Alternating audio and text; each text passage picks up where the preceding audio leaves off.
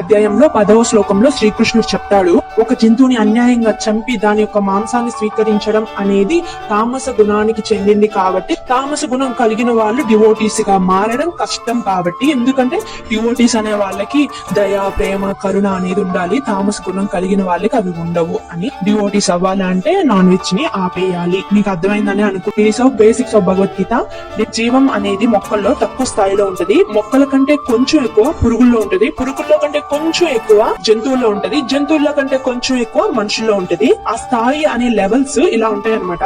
భగవద్గీతలోని 3వ అధ్యాయం 14వ శ్లోకంలో శ్రీకృష్ణుడు చెప్తాడు, సమస్త జీవులు ఆహారం మీద ఆధారపడి ఉంటాయి అని. మొక్కలని ఇతర జీవులు తినడానికి మాత్రమే ప్రకృతి రూపొందించింది. ఒక మొక్క యొక్క ఆకులు కాని పండ్లు కాని పూలు కాని కోసిన తర్వాత మళ్ళీ ఉత్పత్తి చేస్తూ ఉంటుంది. నువ్వు అదే విధంగా ఒక జంతువు యొక్క కాలు నరికితే మళ్ళీ ఆ కాలు దానికి ఉత్పత్తి అవుతుందా? ఎలా అయితే మొక్కలకు ఉత్పత్తి అవుతుందో అలాగా కాదు కదా. ఇప్పుడు ఒక జంతువు యొక్క మెడను కోస్తూ ఉంటే దాని యొక్క ఎమోషన్స్ ని మనం చూడగలం. దాని రక్తం కారుతూ ఉంటే, దాన్ని బాధపడుతుంటే, విలువెల్లాడిపోతుంటే ఆ బాధను మనం కళ్ళారా చూడగలుగుతాం. ఎలా అయితే మనం అనుభవిస్తామో అదే విధంగా ఆ జంతువు కూడా పెయిన్ అనుభవిస్తుంది, ఎందుకంటే దాని జీవన స్థాయి కూడా మనతో సమానంగానే ఉంటుంది. ఒక మొక్కని ఆకుని తుంచుతుంటే దానికి వచ్చే పెయిన్ మనం చూడగలమా? లేదు. ఆ మొక్క యొక్క జీవం యొక్క స్థాయి తక్కువగా ఉండడం వల్ల దాని పెయిన్ ని మనం చూడలేకపోతున్నాం. ఇంట్లోకి వెళ్ళి ఒక ఆకు కోయండి, మళ్ళీ ఆకులను ఉత్పత్తి చేస్తుంది.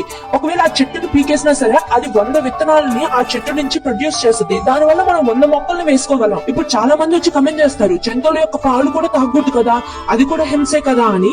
కాదు, ఆవు సహజంగానే పాలు ఇచ్చే గుణాన్ని కలిగి ఉంటుంది. ఎలా అయితే మనం మన బిడ్డలు కనగానే మన తల్లి ఎలా అయితే పాలు ఇచ్చే స్వభావాన్ని కలిగి ఉంటుందో, గోమాత కూడా తన బిడ్డల్ని కనగానే పాలు ఇచ్చే స్వభావాన్ని కలిగి ఉంటుంది. తన బిడ్డకి కావలసిన పాలుని ఇచ్చిన తర్వాత కొరవ మనం తీసుకోవచ్చు.